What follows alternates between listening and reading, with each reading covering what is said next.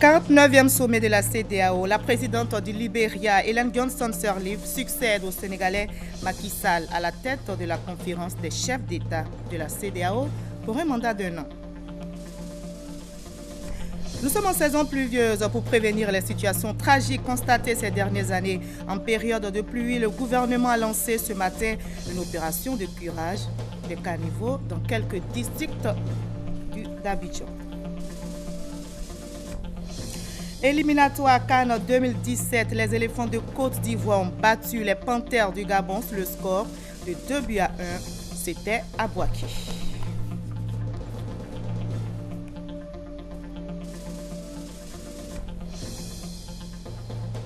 C'était le plus grand boxeur de son temps, Mohamed Ali, boxeur américain, triple champion du monde, est décédé hier à l'âge de 74 ans. Bonsoir à tous, merci d'avoir choisi le journal de RTI 1 pour vous informer. Pour la page culture de ce samedi, nous jeterons un regard sur un ouvrage intitulé L'État zéro ou la guerre des Gaou. C'est le dernier né du ministre de la Culture et de la Francophonie, Maurice Kwaku Bandama, est notre invité. Écrivain, romancier, dramaturge, il a raflé en 1993 le Grand Prix littéraire de l'Afrique noire avec son roman « Le fils de la femme mâle ». Maurice Bandama écrit depuis son adolescence au lycée. Même ministre, il ne lâche pas la plume. Sa dernière œuvre, « L'État zéro ou la guerre des Gaou », nous en parlerons dans quelques instants. Avant tout cela, rendons-nous au Sénégal où vient de s'achever le 49e sommet de la CEDEAO. Le président en exercice de l'organisation sous-régionale Macky Sall a cédé son fauteuil à la présidente libérienne. Ellen Johnson Sirleaf a été désignée par ses pairs pour présider aux destinées de la CEDEAO pendant 1 an. Et le béninois Marcel Souza a été officiellement investi à la tête de la commission de la CEDEAO. Il remplace donc le Burkinabé Désiré Kadri Ouedraogo, dont le mandat est arrivé à terme. Les questions sécuritaires et économiques étaient donc au menu de ce sommet ouvert ce matin à Dakar en présence de plusieurs chefs d'État, dont le président ivoirien Alassane Ouattara. Je vous propose de revenir sur cette cérémonie d'ouverture avec notre envoyé spécial Viviane Aïmé. 11 chefs d'État sur les 15 que compte la CEDEAO présents à ce 49e sommet de l'organisation ouest-africaine. Le chef de l'État ivoirien, le président Alassane Ouattara, grand partisan de l'intégration régionale ouest-africaine, a honoré de sa présence une fois encore ce rendez-vous ouest-africain. En ouverture de cérémonie, il y a eu la prestation de serment devant la présidente de la Cour de justice de la CEDEAO, du nouveau président de la commission de la CEDEAO, Marcel Alain de Souza, originaire du Bénin, économiste de formation qui a occupé de hautes fonctions tant à la BCEAO que dans son pays, le Bénin.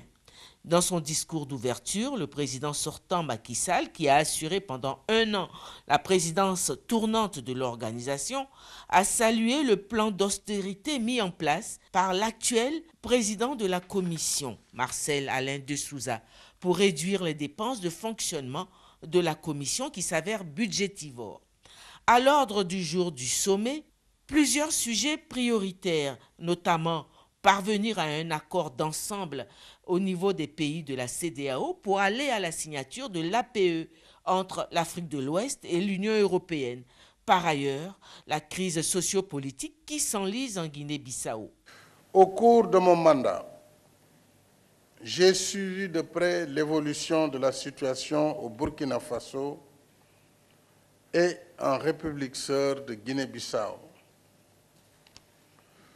En Guinée-Bissau, j'appelle à nouveau toute la classe politique bissau-guinéenne à faire preuve de dépassement pour préserver les acquis démocratiques du pays et lui éviter des lendemains incertains. La CEDEAO a fait beaucoup d'efforts pour que la paix soit préservée, mais il faut que nos frères de Guinée-Bissau nous aident à réussir, n'est-ce pas, cette mission. Au plan économique, le processus de signature de l'accord de partenariat économique APE entre l'Afrique de l'Ouest et l'Union européenne reste encore inachevé. La date butoir du 1er octobre 2016 se rapproche. en vue de préserver nos acquis et maintenir la cohésion et la dynamique solidaire de notre communauté, il est hautement souhaitable que l'APE, déjà conclue, emporte l'adhésion de tous les États membres de la CEDEAO. Hormis quelques dysfonctionnements, le processus d'intégration est cependant en marche. Le processus de création du marché commun de la CEDEAO est lancé avec la mise en place du tarif extérieur commun. La task force sur la libre circulation des personnes et des biens vient d'être adoptée. La carte d'identité biométrique de la CEDEAO est désormais en circulation. Le chantier pour la création d'une monnaie unique est en cours d'exécution. C'est dans cette mouvance de mise en place des outils de l'intégration que le président Macky Sall a salué une nouvelle contribution du président de la République, Alassane Ouattara. Je me réjouis de l'offre de notre frère, le président Alassane Ouattara, d'accueillir en Côte d'Ivoire la conférence régionale de haut niveau et la table ronde pour le financement du programme communautaire de développement. La mise en œuvre de ce programme est cruciale pour satisfaire nos ambitions en projet de développement structurant dans des domaines aussi stratégiques que l'agriculture et les infrastructures, entre autres. Les discours d'ouverture ont ensuite cédé la place au huis clos des chefs d'État. Loin du Sénégal, aux États-Unis, s'est ouvert un autre sommet. C'est le premier sommet mondial des chefs de police. La voix de la Côte d'Ivoire a été portée par le ministre d'État, ministre de l'Intérieur et de la Sécurité. À la tribune des Nations Unies à New York, le ministre Ahmed Bakayoko a partagé l'expérience ivoirienne en matière de lutte contre le terrorisme. On en sait plus avec Abou Sanogo. Siège des Nations Unies à New York, aux États-Unis d'Amérique, pour le premier sommet des chefs de police. Ce sommet réunit essentiellement des chefs de police et directeurs généraux, ainsi que des ministres de la Belgique, de la Côte d'Ivoire, de la Guinée, du Kyrgyzstan et de la Fédération de Russie. Et il vise, entre autres, à valoriser les missions de la composante de police des forces de maintien de la paix, à améliorer leurs moyens grâce à un meilleur système de renseignement et de nouvelles technologies et la prise en compte des demandes des pays contributeurs pour satisfaire au mieux les besoins de la communauté internationale en matière de sécurité. Le ministre d'État, ministre de l'Intérieur et de la Sécurité de Côte d'Ivoire, Ahmed Bakayoko, a au nom de tous ses pairs des pays fournisseurs de soldats à la police onusienne, invité par le secrétaire général de l'ONU, Ban Ki-moon, donné des recettes pour une efficacité des forces de police et une réussite des missions de maintien de la paix à travers le monde. La première condition du succès d'une opération de maintien de la paix réside dans la confiance. Confiance avec tous les acteurs sociaux, gouvernements, partis politiques, mais aussi et surtout avec la population qui doit la considérer comme une force amie. La deuxième condition du succès d'une opération de maintien de la paix est la clarté et la précision du mandat, en adéquation avec les besoins réels de la situation. La question de la responsabilité mutuelle entre les gouvernements et la force de police est importante. L'amélioration des méthodes de travail devrait être une préoccupation. Des policiers bien formés sont le gage d'une performance sur le terrain. Enjeux actuels et futurs pour la police des Nations Unies. Un monde connecté, les défis d'une criminalité globale et les opérations de maintien de la paix. Police de l'ONU, difficultés, opportunités et professionnalisme sont autant de thèmes qui ont fait l'objet de réflexions à New York.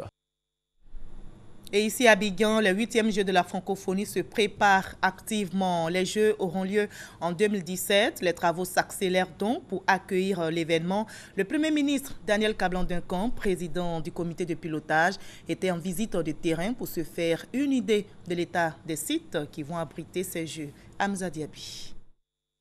4000 jeunes venant de 80 pays, 5000 jeunes volontaires pour aider à l'organisation, 100 millions d'auditeurs et de téléspectateurs. Voilà, entre autres, la mobilisation que va susciter la 8e édition des Jeux de la francophonie à Abidjan 2017. Afin de s'assurer que la Côte d'Ivoire sera prête pour le coup d'envoi qui sera donné le 21 juillet 2017, Daniel Cablon-Duncan est descendu sur le terrain pour s'assurer que les travaux avancent bien sur les sites qui vont accueillir les Jeux. Il faut qu'on soit prêt aux dates concernées. On peut considérer qu'à fin octobre, l'ensemble de ces 3 grands chantiers seront donc prêts.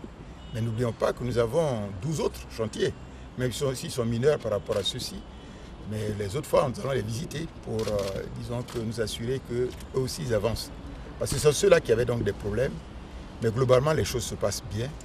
Et je pense qu'on va assister à une belle fête, donc la jeunesse, disons francophone. Le Palais des Sports, le Canal au Bois de Trècheville et le Stade Félix Houphouët-Boigny seront donc prêts dans moins de 5 mois au lieu de 8. Selon le BNET, le délai est certes revu, mais il n'y a pas d'inquiétude à avoir, la qualité des travaux sera maintenue. On est capable de contracter le délai tout simplement parce que les entreprises ont pris des mesures spécifiques, notamment par exemple le travail de nuit, notamment par exemple l'utilisation de moyens innovants, pour permettre de travailler plus vite. Cette semaine, le Conseil des ministres a décidé de la diminution du coût des visas pour permettre au plus grand nombre de personnes d'être à Abidjan. Le Premier ministre promet de continuer ses visites de façon régulière pour s'assurer que les dates seront tenues.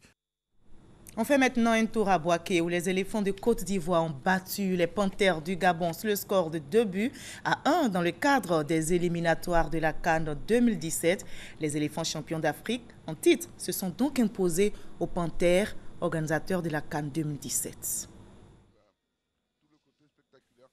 Il n'y aura pas de but en première mi-temps entre la Côte d'Ivoire et le Gabon. Cependant, on note de belles actions côté Côte d'Ivoire. 15e minute, tentative de Jonathan Kodja, la balle transversale sauve le Gabon. 33e minute, encore une autre tentative de la Côte d'Ivoire. C'est bien organisé, Yao Kwasi Gervais de la tête échoue devant Evono Didier, le portier du Gabon. On joue la 35e minute, Max Gradel sollicite Jonathan Kodja. Il y aura la réaction de Evono Didier. Deuxième mi-temps, 53e minute, Jonathan Kodja a longtemps cherché sur une reprise exceptionnelle. Cette fois, Ovono est impuissant. La reprise est tout simplement belle. Diomandé Ismaël, à son tour, à l'endroit idéal, offre avec beaucoup de calme le deuxième but à la Côte d'Ivoire. Mais la défense ivoirienne se laisse piéger à la 81e minute. Malik Evouna réduit le score pour le Gabon. 2-1, l'équipe ivoirienne face au Gabon a laissé une bonne impression.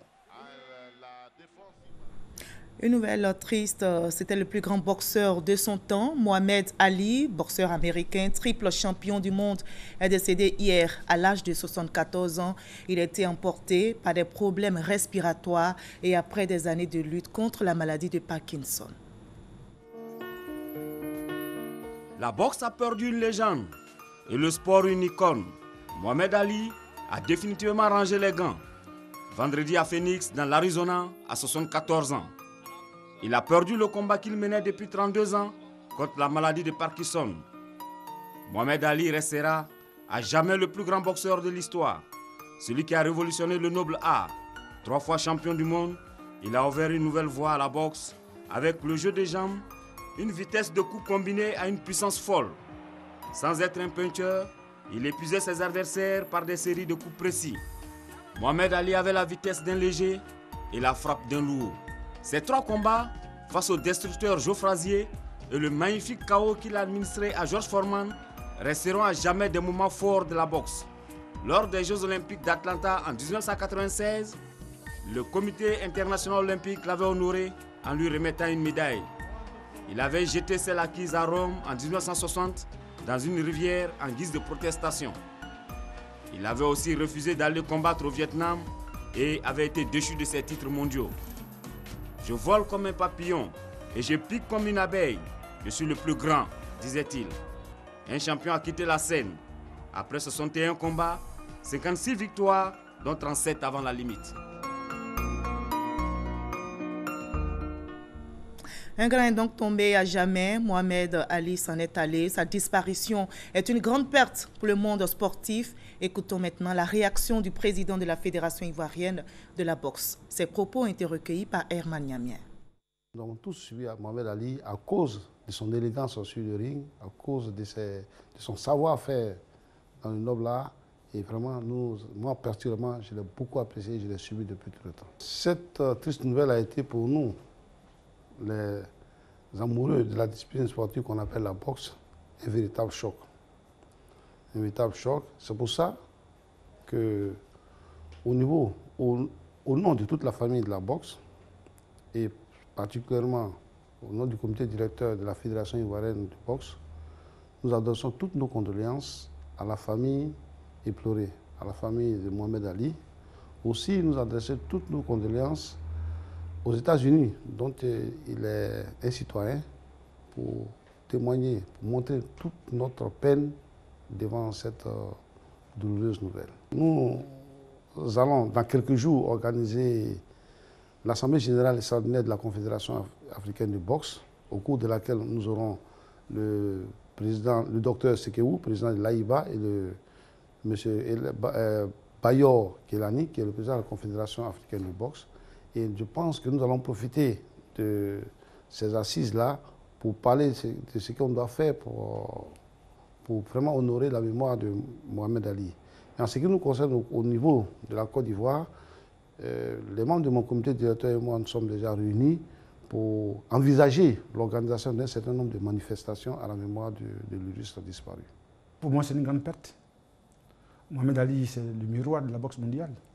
Si aujourd'hui, il s'en est allé, et comment, c'est pour moi vraiment une grande perte. Et c'est une douleur qui me fait mal.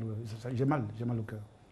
Parce que c'est lui-là même qui a fait que je suis devenu boxeur. Au départ, je ne voulais pas faire la boxe. Mais quand j'ai vu Mohamed Ali à Kinshasa, en 1974, je me suis dit, mais tiens, voilà un travail que je peux faire. Mais quand mes patrons m'ont appelé pour me dire, tu vas faire la boxe, j'ai dit non, moi je ne fais pas la boxe. Et après, je me suis rappelé de ce que j'avais dit, que je voulais devenir comme ce monsieur. Je me suis donné à la boxe. Je suis allé, j'ai fait la boxe. Et ça m'a souri parce que j'étais quand même champion du monde. Ça ne court pas les rues. Et aujourd'hui, mon grand frère, c'est quelqu'un que j'appelle effectivement mon grand frère. Ça est allé, vraiment c'est une douleur pour moi. J'étais le clé ivoirien parce que j'avais sa manière de boxer. Je volais comme un papillon, je piquais comme une abeille, comme lui-même aimait le dire. Et vraiment c'était une idole pour moi. Je l'ai vu aux États-Unis, quand j'étais allé aux États-Unis. J'avais dit que si j'avais été champion du monde aux États-Unis, j'allais partir chez lui, aller le voir. Il a dit, bon mec, je t'attends. Je t'attends. Malheureusement, je n'ai pas été champion du monde, j'ai terminé en quart de finale. Donc, je n'ai pas pu aller le voir. Mais, quand il est venu en Côte d'Ivoire, c'est moi qui avais été désigné pour le recevoir, pour l'accueillir à l'aéroport ici international. Voilà, Mohamed Ali, un modèle, Mohamed Ali, un battant, il s'en est allé. C'était la réaction de la Fédération ivoirienne de la boxe. Les travaux de réhabilitation de la zone industrielle de Yopougon avancent bien. Les travaux sont exécutés à 60% à ce jour. Le ministre de l'Industrie et des Mines était sur le chantier aujourd'hui. Les travaux devraient s'achever dans 2 mois. C'est le délai qu'il a recommandé, nous dit Francis Boifou. C'est une zone industrielle en pleine réhabilitation que le ministre de l'Industrie et des Mines a visité. Jean-Claude Brou et ses collaborateurs ont pu voir des rues revêtues de bitume, des canaux d'évacuation d'eau en construction, des électriciens en activité. Partout où il est passé, le ministre s'est voulu regardant et exigeant sur l'avancement des travaux. Nous avons à peu près 60% d'exécution des travaux. Nous sommes donc satisfaits de l'état d'avancement.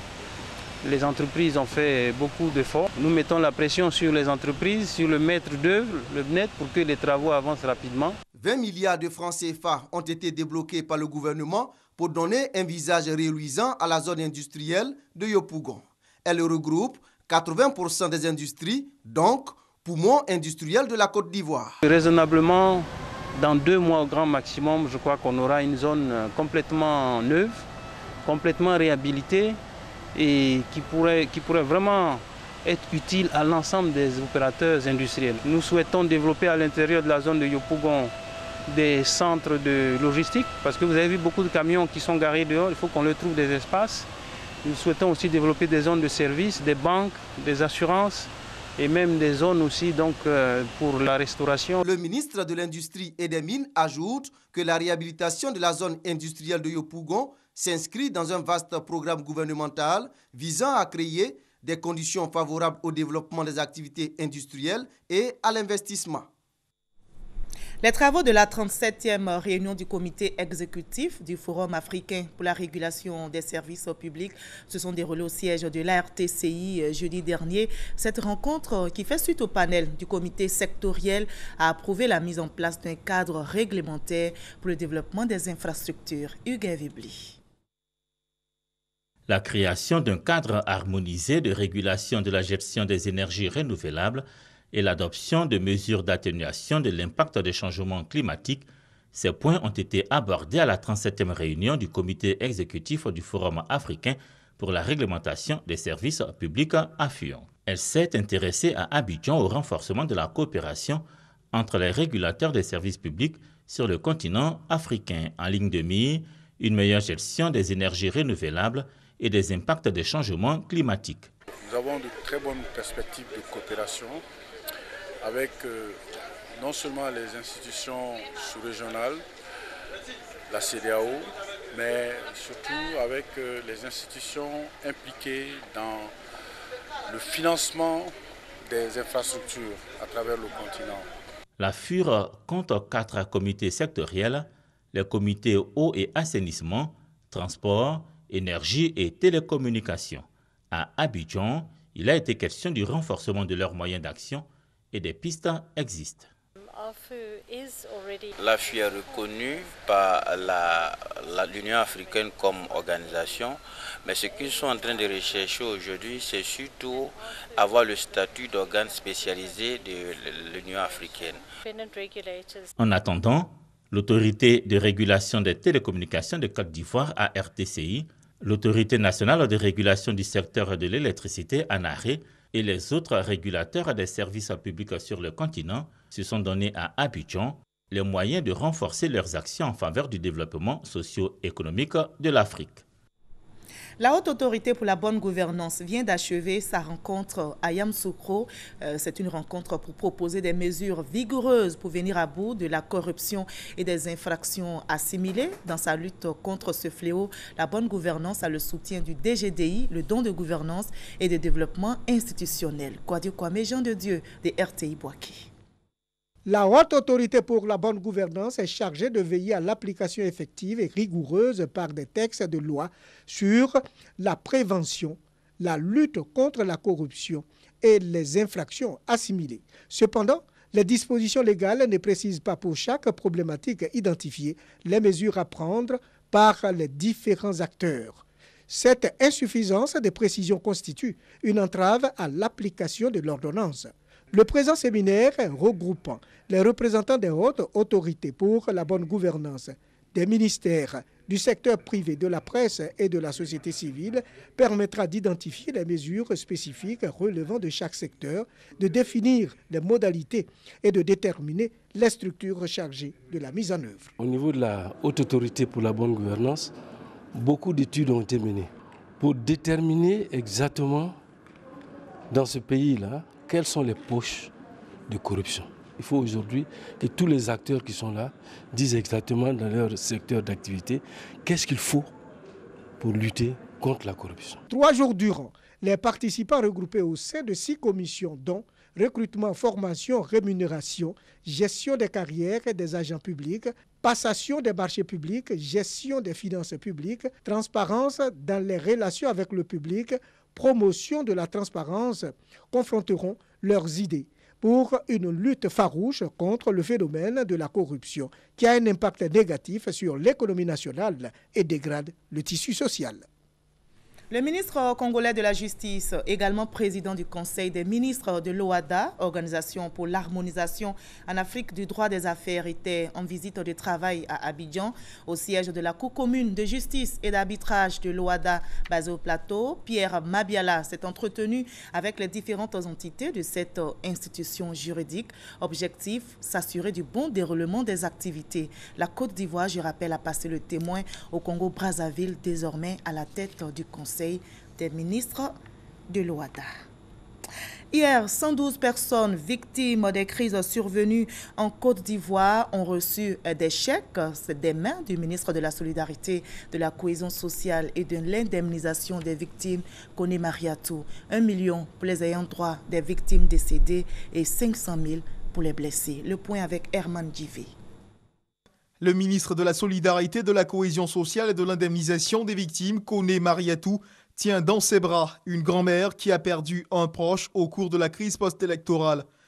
Brisée par le deuil, les tristes souvenirs lui reviennent. Elle ne peut contenir ses émotions. Une accolade, un geste simple mais combien riche de sens. Les victimes et ayant droit des victimes reçoivent la compassion de la nation. Le soutien du gouvernement, ça me fait plaisir.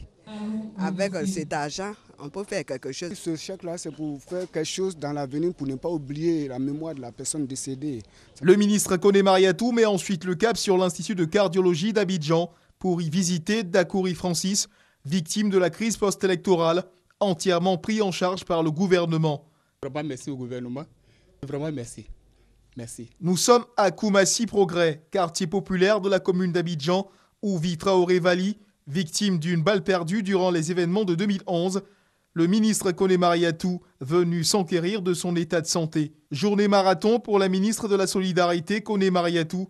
Retour au ministère de la Solidarité pour une signature de convention de son ministère avec plusieurs instituts pour une meilleure prise en charge des victimes des crises survenues en Côte d'Ivoire. Plus de 15 conventions de collaboration ont à ce jour été signées dans ce sens. Nous sommes en saison pluvieuse et vous l'avez constaté, eh bien, pour prévenir les situations tragiques constatées ces dernières années en période de pluie, le gouvernement ivoirien a décidé de réaliser des travaux sur des sites jugés critiques et les zones susceptibles d'être affectées. Une opération donc d'urgence de curage du caniveau a été lancée ce matin dans quelques communes du district d'Abidjan. Kraskando. Quartier Batanikro dans la commune de Trècheville.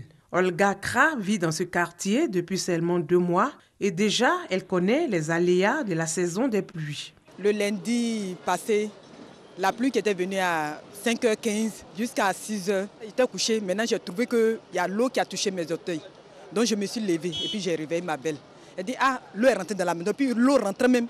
Donc on est sorti de la cour était inondée. Pour éviter de tels désagréments, une opération de travaux d'urgence de curage des caniveaux est lancée. Objectif, permettre l'évacuation des eaux de pluie. Le top départ a été donné ce samedi dans les communes de Trècheville, Makori et Koumassi.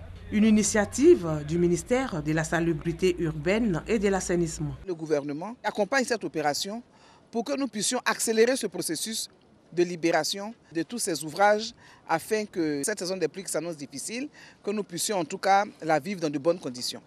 Ce que nous souhaitons, c'est qu'il n'y ait pas mort d'homme. Il existe 200 km de réseaux d'assainissement et de drainage. Ces ouvrages ont besoin d'être entretenus. C'est un problème d'incivisme observé au niveau des populations, à travers tous les pneus qu'on retrouvait dans des caniveaux, tous les déchets solides dans les caniveaux, alors que ce n'est pas le lieu indiqué.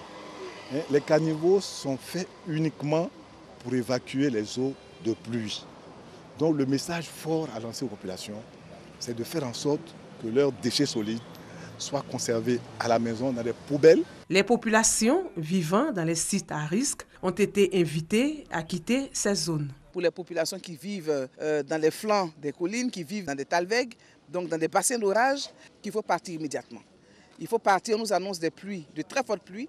Il faut libérer tous ces espaces. 10 communes du district d'Abidjan et une dizaine de villes de l'intérieur du pays vont connaître cette cure de nettoyage et d'embellissement. Déceler, transformer, construire le capital humain pour plus de compétitivité. C'était le thème d'un panel organisé récemment dans le cadre du bilan des 20 ans d'activité de la Fondation Bénia International. On en sait plus avec Abou Sanogo. Déceler, transformer et construire le capital humain pour plus de compétitivité. C'est le thème du panel qui marque la célébration du 20e anniversaire de la Fondation Bénia International avec les chambres de commerce et d'industrie en Côte d'Ivoire. Le panel a donc été un cadre d'échange sur les besoins des entreprises en ressources humaines et plus particulièrement des PME-PMI afin de proposer des solutions adaptées impliquant l'action des chambres de commerce et d'industrie. Avec la participation de plusieurs chefs d'entreprise et présidents de chambres de commerce en Côte d'Ivoire, les échanges se sont articulés autour de 3 communications. Ressources humaines en Côte d'Ivoire, état de l'offre et de la demande. Comment les chambres de commerce et d'industrie aident leurs membres à faire face aux besoins en ressources humaines. Et besoins en ressources humaines, réalité partagée et réalité spécifique aux PME-PMI. En 20 ans, nous avons formé plus de 450 jeunes. Donc, toutes ces ressources humaines sont maintenant disponibles sur le marché de la Côte d'Ivoire pour permettre à notre pays de pouvoir aller de l'avant.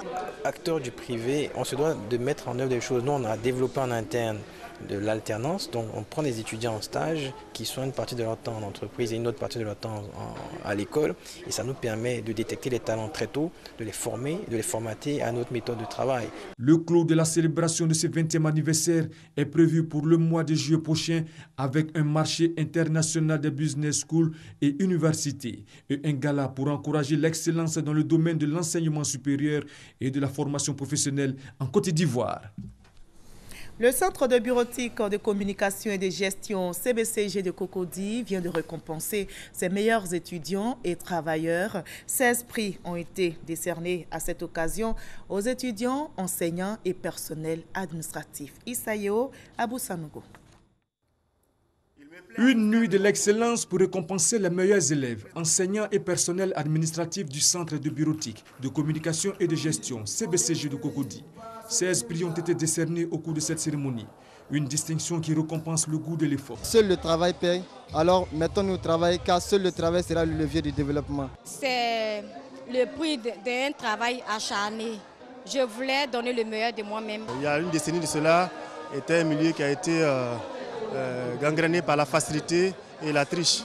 Et donc il faut introduire donc, cette nuit d'excellence pour faire la promotion et valoriser l'excellence dans le milieu scolaire. Le ministre de la Communication, Afoussiata Bamba Lamine, est un modèle de réussite et d'abnégation au travail pour les étudiants du CBCG, d'où son choix pour être marraine de cette nuit de l'excellence. Je me sens honoré et suis fier de parrainer la nuit de l'excellence, concluant les festivités de fin d'année de la 9e promotion BTS et de la 16e promotion BT du CBG de Cocody. Le CBCG de Cocody compte 1061 candidats au brevet de technicien supérieur BTS et 321 au brevet de technicien BT. Le directeur de cet établissement espère 95% de réussite cette année.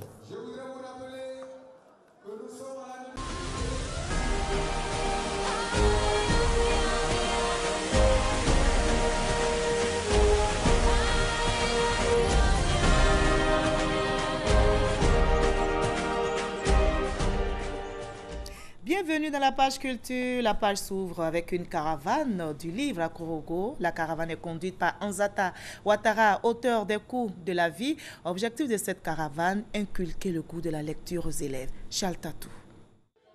Auteur du livre Les Coups de la vie, l'écrivaine ivoirienne Anzata Ouattara conduit une caravane du livre qui sillonne les grandes villes du pays. Objectif, démontrer l'importance de la lecture aux élèves. Korogo a accueilli cette caravane de sensibilisation. De nombreux élèves et lecteurs de la ville de Korogo ont eu droit aux explications et informations éclairant leur lanterne sur le livre. La lecture, ça permet de voyager. À travers la lecture, on se cultive. À travers la lecture, on découvre. C'est pour ça que j'ai décidé de venir faire ma caravane à partir de Korogo, ensuite Bouaké, Yamsokro, San Pedro et Bondoukou. C'est pour porter le livre à l'intérieur du pays. L'écrivaine a mis à profit la sensibilisation sur la lecture pour dédicacer son livre « Les coûts de la vie ». La ville de Mont, chef-lieu de la région du Tonkpi, va abriter du 18 au 21 juin prochain la deuxième édition du FECADAN. C'est un festival de la culture et des arts dans Douala des Lasers.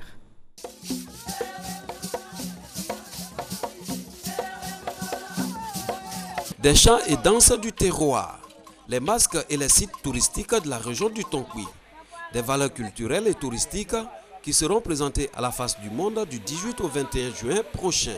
Ce sera à l'occasion du FECADAN, Festival de la culture et des arts d'An, qui est à sa deuxième édition en 2016.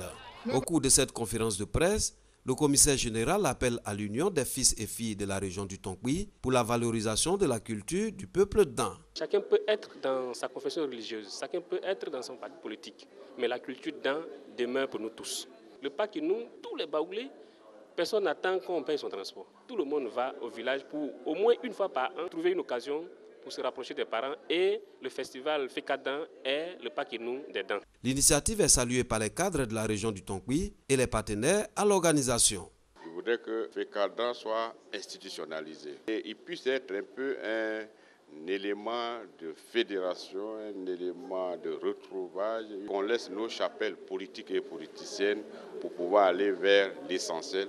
L'essentiel, c'est l'union, l'unité autour de notre peuple. C'est un contenu qui adhère aux idéaux de l'UNESCO. On retrouve dans ce festival aussi une plateforme d'échange, de rapprochement de communautés, de rapprochement de cultures. Donc c'est des valeurs fondamentales que l'UNESCO défend. Le thème de la deuxième édition du FECADAN, valorisation de la culture et développement local. Plusieurs innovations sont annoncées à ces rendez-vous culturels. Il s'agit de la présentation de la fête des Liam en pays Toura. Des jeux traditionnels et des loisirs seront promus à cette occasion. L'État zéro ou la guerre des Gaou, c'est l'œuvre que vient de publier l'écrivain ivoirien Maurice Bandama. Pourquoi État zéro ou la guerre des Gaou? Nous nous tournons maintenant vers notre invité. Bonsoir, monsieur Maurice Bandama. Bonsoir, Marie-Laure. Ici en tant qu'écrivain, pas en tant que ministre. Bien sûr. D'accord. Alors, donc, on est convenu, on va donc aller. Déjà, je veux d'abord vous demander, en tant que ministre et puis écrivain, malgré vos chats ministériels, vous trouvez du temps pour écrire. Ces chats sont-elles compatibles? Oui, bien sûr. Un écrivain, c'est un artiste. Écrire est une manière d'être. Et j'écris depuis mon jeune âge. Et depuis le lycée? Oui, depuis le lycée. Donc, on peut combiner. J'ai des exemples historiques. Le président Senghor disait que c'est quand il est devenu président de la République qu'il est devenu plus prolifique. Parce que vous avez encore plus d'inspiration. Il est évident que le temps vous manque, mais écrire, on trouve toujours le temps, puisque j'écris très tard, à partir de 22h, 23h, minuit. Et donc, on trouve toujours le temps si on est bien organisé. D'accord. Alors, est-il si facile d'écrire en tant que ministre? Dans quel état d'esprit donc avez-vous écrit l'État zéro ou la guerre des Gaou? J'ai commencé ce livre avant d'être ministre. J'avais déjà fait la première, qu'on appelle le premier jet, une œuvre s'écrit plusieurs fois. Comme dit Boileau, 20 fois sur le métier, il faut remettre l'ouvrage. Et donc, le livre, je l'avais déjà commencé, je l'ai poursuivi, je l'ai achevé et je l'ai peaufiné, je l'ai retravaillé jusqu'à ce qu'il sorte maintenant. Donc, un artiste, qu'il soit écrivain, qu'il soit chanteur, quel que soit le temps, quel que soit le métier qu'il exerce, le premier métier qui est un métier qu'il vit à travers ses tripes, à travers son âme, il ne peut pas l'abandonner, parce que si vous l'abandonnez, vous n'êtes plus ce que vous êtes, vous n'êtes plus l'homme que vous êtes, puisque la vie d'écrivain structure votre vie. On vit comme un écrivain, alors, on vit comme un artiste, on vit comme un écrivain, parce qu'il y a une philosophie de l'écrivain. D'accord.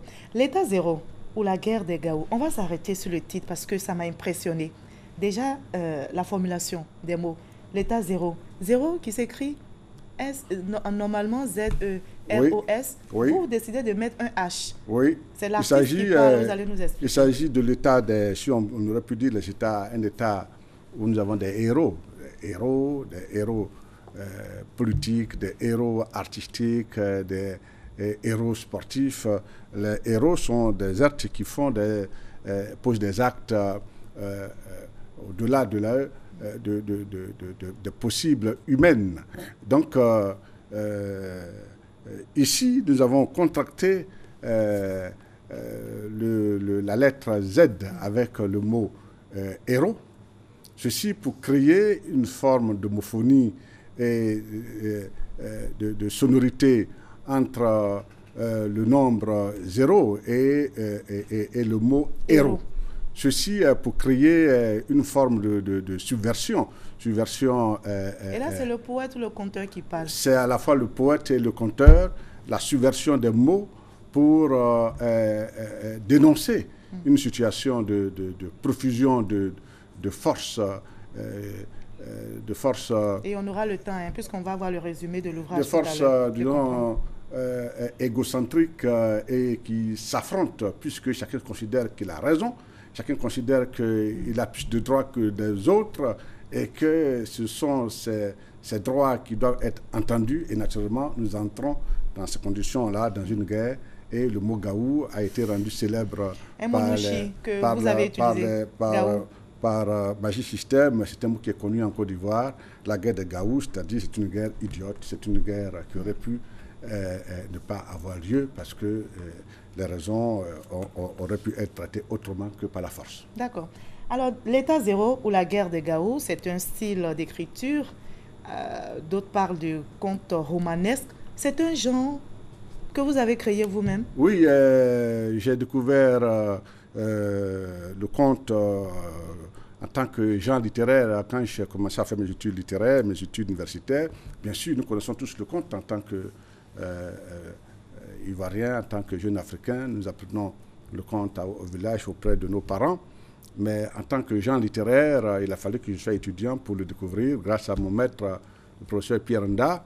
Et j'ai pu aussi découvrir comment le mythe africain, le mythe tout court dans d'autres civilisations a été utilisé pour dénoncer, pour valoriser, pour magnifier. Alors vous savez que Voltaire a utilisé le conte, il a fait le conte philosophique pour écrire ses œuvres célèbres, Candide et Zadig.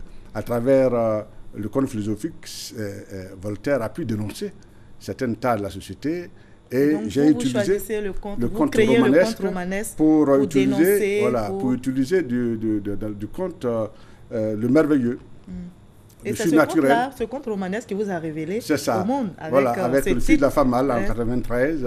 Alors, le style du conte vous permet de dire des choses graves, dans un style badin, dans un style tout à fait innocent, ce qui vous permet d'être beaucoup plus à l'aise. Et vous avez touché vos lecteurs parce que c'est un livre qui est volumineux, mais on le dévore facilement. On va suivre ensemble. Comme on lit un conte. D'accord. Oui. On va suivre ensemble le résumé de cet ouvrage et poursuivre notre entretien. Merci.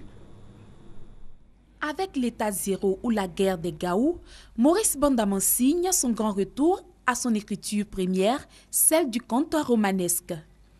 Akedewa l'araignée, célèbre narrateur de l'œuvre, égrène le récit avec truculence en arrachant au lecteur souris, grimaces et colère. L'état zéro ou la guerre des Gaou relate l'histoire d'un personnage appelé Canignon. Canignon, ou encore fils de la terre, est un personnage mystérieux, conçu de façon surnaturelle et au destin extraordinairement violent, devenu président de la République. Une victoire arrachée dans le sang et la mort après 7 tentatives infructueuses et 4 coups d'État échoués. Dans l'état zéro ou la guerre des Gaou se joue tout le drame de la politique africaine. Comment acquiert-on le pouvoir? Quelle place réserve-t-on au peuple pour qui tout se justifie? 282 pages en 28 chapitres pour établir un lien entre le réel et la fiction. D'accord. Monsieur Maurice Badama, votre personnage principal, Akadewa, se présente comme un personnage multiforme, polymorphe. Et il le dit lui-même, je suis grand et petit, bossu et nain, beau et laid, mâle et femelle. Finalement, qui est-il, Akadewa? Akadewa, c'est le personnage principal des contes, de certains contes ivoiriens, en pays Akan, principalement Baoulé et Aïe. Et Akandewa a cette capacité, cette possibilité de se transformer, de se métamorphoser, d'être à la fois l'ami du roi, l'adversaire du roi, le griot du roi. Et ce personnage me permet donc...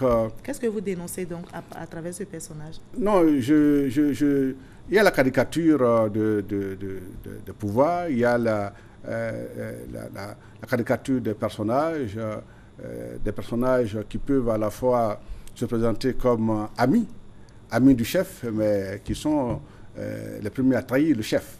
Et à Kandewa, l'ami fidèle est celui qui va livrer le chef. Donc, on n'a pas assez le temps pour aller au plus profond mais on va de ces lire choses. Un extrait de votre ouvrage, j'y tiens. Oui. Et ça va vous permettre en même temps de conclure. Vous savez, le message clé. Le personnage, nous avons parlé d'Akendewa, mais Akendewa est ami au président, l'enfant terrible qui va devenir le président. Il s'agit du mythe de l'enfant terrible. Et dans les mythes de l'enfant terrible naît dans une société de crise, une société de dictature, où l'enfant terrible vient pour mener un combat de libération. Donc l'enfant terrible porte l'espoir. Mais doté d'une force surnaturelle et d'une intelligence extraordinaire, l'enfant terrible peut mener des actions seul, au point qu'il est gagné par l'arrogance, et il peut conduire, il peut mener son action vers le suicide, puisque fort de son intelligence et de sa force extraordinaire, il pense que tout lui est dû et qu'il peut tout faire. Et c'est comme cela que le Canéon tombe dans la violence, dans le sang et dans la solitude. Alors donc, Canéon est annoncé ainsi: voici Canéon, l'enfant garçon, celui qui ne reculera pas devant le danger, qui ne reculera pas devant l'ennemi, le guerrier intrépide qui décapite ou est décapité, qui tue ou est tué. Il porte toujours la tête de l'ennemi comme un trophée flamboyant. Il porte le sang de l'ennemi comme un diadème autour du cou. Arc-en-ciel de feu et de rage. Canéon, Canéon he, Canéon ho, Canéon hi. Donc Canéon est célébré. Canéon est célébré. Et le donc, message clé? Le message clé, au-delà du drame, au-delà de la guerre, au-delà de la violence, il s'agit de rêver un nouveau type d'humain.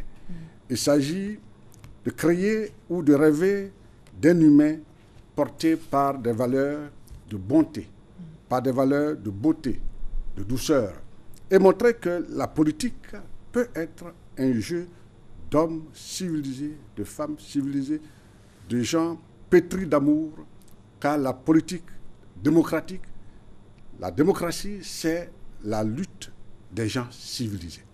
C'est la lutte des gens qui se combattent à travers les idées. C'est un jeu où celui qui perd n'est pas l'ennemi. C'est un jeu de gentlemen, c'est un jeu de gens heureux et qui cherchent le bonheur des autres. Merci beaucoup, M. Maurice Bandaman, pour cette belle conclusion qui met également fin à ce journal. Merci à vous tous de votre aimable attention.